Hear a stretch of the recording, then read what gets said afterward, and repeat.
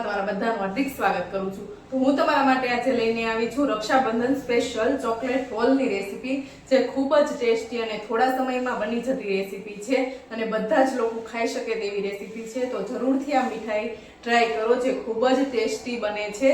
તો જો મારી આવી જ રેસીપી તમને પસંદ આવતી હોય તો ચેનલને સબસ્ક્રાઇબ કરો, ફોલો કરો અને બેલ આઇકન પર ક્લિક કરો। તો ચાલો બનાવી લઈએ ફટાફટ રક્ષાબંધન સ્પેશિયલ ચોકલેટ રોલ।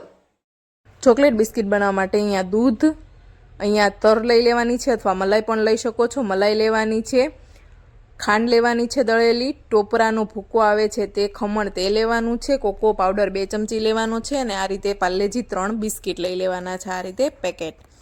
હવે આપણે આ પાર્લેજી બિસ્કિટને એક બાઉલમાં આ રીતે આપણે પેકેટ છે તેમાંથી બહાર આખા જ કાઢી નાખવાના છે। આ રીતે બધા જ પેકેટને તોડીને આપણે એક બાઉલમાં ભેગા કરી દઈશું બિસ્કિટને। જોઈ શકો છો આ રીતે બધા જ બિસ્કિટને આપણે એડ કરી દેવાના। આની જગ્યાએ તમે ગમે તે બિસ્કિટ લઈ શકો છો। જો તમારે કોકો પાવડરનો ઉપયોગ ન કરવો હોય તો તમે જે કોકોવાળા જે બિસ્કિટ આવે છે તેનો પણ ઉપયોગ કરી શકો છો। તો આ રીતે બિસ્કિટના કટિંગ આ જોઈ શકો છો, આ રીતે કટિંગ કરી લેવાના છે। બધા જ બિસ્કિટને આ રીતે ભાગમાં ડિવાઈડ કરી લેવાના છે। જોઈ શકો છો અહીંયા ભાગ થઈ ગયા છે અને હવે આને આપણે મિક્સર જાર મોટું લઈ લઈશું અને આ કટિંગ કરેલા જે પીસીસ છે તેને આપણે ક્રશ કરી લઈશું અને આનો આપણે પાવડર બનાવી લઈશું। તો જોઈ શકો છો અહીં સરસ મજાનું ક્રશ થઈ ગયું છે અને આપણો પાવડર તૈયાર થઈ ગયો છે। અહીંયા બિસ્કિટના કટકા ન રહે ટુકડા, તે વાતનું ખાસ આપણે ધ્યાન રાખીશું। તો આને હવે આપણે ચાણી વડે આ રીતે ચાળી લેવાનું છે। જોઈ શકો છો આ રીતે મિશ્રણ છે તે બધું જ એડ કરી દેવાનું છે અને ચમચી વડે હલાવતા જવાનું છે અને ચાળી લેવાનું છે, જેથી આપણે જે રોલ બનાવવાના છીએ તેમાં આપણે બિસ્કિટ જે આખા છે તે ન આવે અને સરસ મજાનો રોલ આપણો બિસ્કિટ રોલ અથવા તમે કહી શકો તો ચોકલેટ રોલ છે તે તૈયાર થાય છે। તો આ રીતે આપણે મીઠાઈ બનાવવામાં મદદરૂપ કરીએ છીએ। તો જોઈ શકો છો અહીંયા સરસ મજાનું ચડાઈ ગયું છે। હવે આપણે એડ કરીશું આમાં કોકો પાવડર જે લીધેલો છે 2 ચમચી, તે બંને ચમચી આમાં કોકો પાવડર આપણે એડ કરી દઈશું। આ રીતે એડ કરી દેવાનું છે। અહીંયા હવે એડ કરીશું આપણે દળેલી ખાંડ। અહીંયા હું 3 ચમચી એડ કરી રહી છું। તમારે વધુ ગળું ઓછું તમારા સ્વાદ પ્રમાણે તમે એડ કરી શકો છો। અને અહીંયા જે મલાઈ છે તે અહીંયા 2 ચમચી એડ કરી રહી છું, 2 થી 2.5 ચમચી તમે તમારા સ્વાદ પ્રમાણે વધુ ઓછું એડ કરી શકો છો।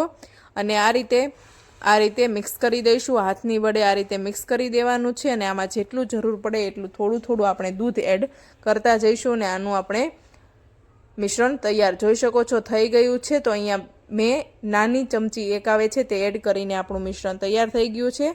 તો બીજું મિશ્રણ તૈયાર કરવા માટે એક બાઉલમાં આપણે ટોપરાનું ખમણ લઈ લેવાનું છે, તેમાં આપણે 3 ચમચી અહીંયા લઈ લેવાની છે ખાંડ એડ કરી દઈશું દળેલી, 2 ચમચી પણ લઈ શકો છો, જેવું ગળું ખાવું હોય તેવું એડ કરી શકો છો। મલાઈ અહીંયા 2.5 ચમચી લેવાની છે, તમારા સ્વાદ પ્રમાણે 2 ચમચી પણ લઈ શકો છો અને આ રીતે હવે આપણે હલાવી દઈશું।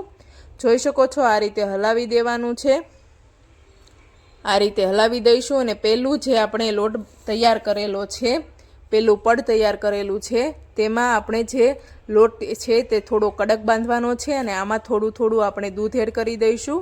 તો અહીંયા પણ 1 ચમચી જેટલું દૂધ એડ કરેલું છે, 2 વાર થોડું એટલે 1 ચમચી જેટલું અને આ રીતે આપણે મિક્સ કરી દઈશું અને આની મુઠ્ઠી વડે તેટલું જ આપણે આનું મિશ્રણ જોઈ શકો છો આવી રીતે તૈયાર થઈ ગયું છે। તો આનું હવે ટોપરાના મિશ્રણને આપણે સાઈડમાં લઈ લઈશું, અંદરના લેયરને।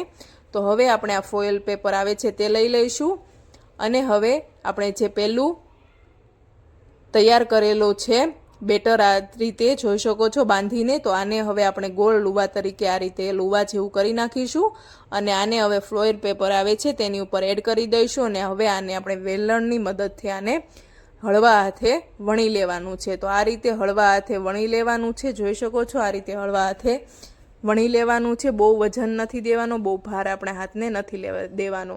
તો સરળ રીતે આ રીતે વણાઈ જાય છે અને ફરતા જે ભાગ છે તેને સરખા કરતા જવાના છે। જોઈ શકો છો આ રીતે હાથ વડે સરખા કરતા જવાના છે અને આપણે ભાખરી જેવું આપણે વણીને તૈયાર કરી લેવાનું છે, ભાખરી જેટલું જાડું। જોઈ શકો છો અહીંયા વણાઈ ગયું છે અને આમાં હવે બીજું જે આપણે બનાવેલું છે સ્ટફિંગ તે એડ કરી દઈશું અને આ રીતે હાથની વડે થોડું પ્રેસ કરતું જવાનું છે અને આમાં આપણે લગાવી દઈશું। આ રીતે ઉપરના ભાગમાં આપણે જે ટોપરાનું બનાવેલું છે ટફિન તે આ રીતે એડ કરી દઈશું, આ રીતે લગાવી દઈશું। ટોપરાનું જે આપણે બનાવેલું છે તેને આ રીતે લગાવી દઈશું। આ રીતે થોડું થોડું એડ કરતું જવાનું છે અને હાથને પ્રેસ કરતું જવાનું છે અને સરસ મજાનો આપણે આ રીતે થોડો પ્રેસ કરીને આપણે સરસ રીતે આપણે ફરતી બાજુ થોડી જગ્યા રાખીશું અને વચ્ચે લગાવી દઈશું। તો આ રીતે બધો જ આપણે જે બનાવેલું મિશ્રણ છે તે બધું જ ટોપરાનું એડ કરી દઈશું। આ રીતે બધું જ ટોપરાનું મિશ્રણ એડ કરી દઈશું અને લગાવી દઈશું। આ બહુ વધારે નથી લગાવવાનું, એ વાતનું તમારે ખાસ ધ્યાન રાખવાનું છે। જેટલી જરૂર પડે એટલું જ અહીંયા એડ કરવાનું છે। તો અહીંયા મારે બધી જ મિશ્રણ આપણે જે બનાવેલું છે તે બધું જ એડ કરી દીધેલું છે। મારે બધી જ મિશ્રણની જરૂર પડી છે એટલા માટે। તો આ રીતે જોઈ શકો છો સરસ મજાનું તૈયાર છે। તો હવે આ રીતે આપણે રોલને આ રીતે વાળીશું। જોઈ શકો છો આ રીતે રોલ હળવા હાથે વાળી દેવાનો છે। આ રીતે પાછું આપણે પેપર છે તેને જ આ રીતે લઈને પાછું આપણે બીજી સાઈડ આ રીતે ગોળ રોલ વાળતો જવાનો છે અને થોડો વજન દેતો જવાનો છે। આ રીતે થોડો પ્રેસ કરવાના છે હાથની વડે, જેથી આપણો રોલ છે તે કડક તૈયાર થાય। તો આ રીતે પાછું આપણે આ રીતે પેપરને આ રીતે વાળીશું અને આ રીતે રોલ તૈયાર આ રીતે કરી દેવાનો છે। તો આ રીતે આપણે રોલ તૈયાર કરી દઈશું। જોઈ શકો છો અહીંયા આપણો રોલ તૈયાર થઈ ગયો છે। આ રીતે થોડો વજન આપી દેવાનો છે ને આપણો રોલ હું તમને બતાવું તે રીતે તૈયાર થઈ ગયો છે। જોઈ શકો છો આ રીતે આપણો રોલ તૈયાર થઈ ગયો છે। તો આને હવે ફોઇલ પેપરને આ રીતે આપણે એડ કરી દઈશું, આ રીતે લગાવી દઈશું। આની જગ્યાએ તમે બટર પેપરનો પણ ઉપયોગ કરી શકો છો। તો આ રીતે લગાવી દઈશું અથવા પ્લાસ્ટિકની કોઈ પણ કોથળીનો પણ ઉપયોગ કરી શકો છો, પ્લાસ્ટિક પેપરનો પણ। તો આ રીતે બંને બાજુથી પેક કરી દેવાના છે, બંને સાઈડ આ રીતે પેક કરી દઈશું। આ રીતે પેક કરી દેવાના છે, બંને સાઈડના આપણે જે ભાગ આવે છે તે પેક કરી દઈશું આ રીતે। અને આને હવે ફ્રીઝરમાં આપણે 4 કલાક માટે સ્ટોર કરવાનું છે। 4 કલાક પછી આપણે આપણા રોલ તૈયાર થઈ જશે। તો આ 4 કલાક આને આપણે મૂકી દઈશું। જોઈ શકો છો અહીંયા 4 કલાક થઈ ગઈ છે અને સરસ મજાના આપણા રોલ છે તે તૈયાર થઈ ગયા છે। ચોકલેટ રોલ પણ કહી શકો અને બિસ્કિટ રોલ પણ કહી શકો, જે સરસ મજાના તૈયાર છે। તો આને હવે જે આ પેપર છે તે કાઢી લઈશું। આ રીતે બધું જ સરળતાથી આ રીતે નીકળી જાય છે। જોઈ શકો છો સરસ મજાનો રોલ આપણો તૈયાર થઈ ગયો છે।